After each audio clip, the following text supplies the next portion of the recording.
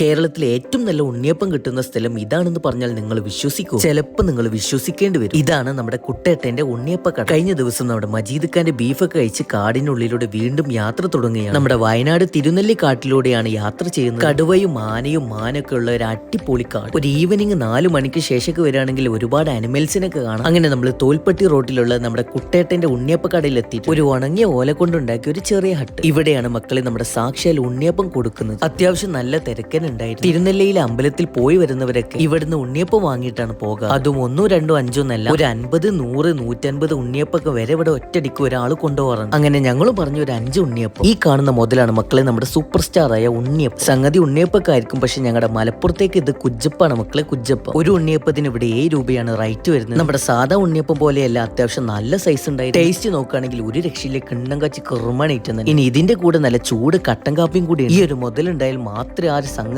വിജയിക്കുള്ളൂ. ഇവിടെ ഉണ്ണിയപ്പം മാത്രമല്ല, രാവിലെ വരികയാണെങ്കിൽ ഇഡ്ഡലിയും സാമ്പാറും ചമ്മന്തിയും ഒക്കെ കിട്ടും. ഞങ്ങൾ എത്തിയപ്പോഴേക്കും ആ ഒരു സംഗതി എല്ലാം കഴിഞ്ഞു. നമ്മുടെ ചെക്കന്മാർക്ക് ഇവിടുത്തെ ആംബിയൻസ് ഒരു രക്ഷയില്ല, നന്നായിട്ട് ഇഷ്ടപ്പെട്ട്. ഒരു ചെറിയ മഴയും കൂടി ഉണ്ടെങ്കിൽ എന്റെ മോനെ അന്തസ്. തിരുനെല്ലി ഭാഗത്തേക്ക് വരികയാണെങ്കിൽ നമ്മുടെ കുട്ടേട്ടന്റെ ഉണ്ണിയപ്പക്കടയിൽ കയറാൻ മറക്കണ്ട.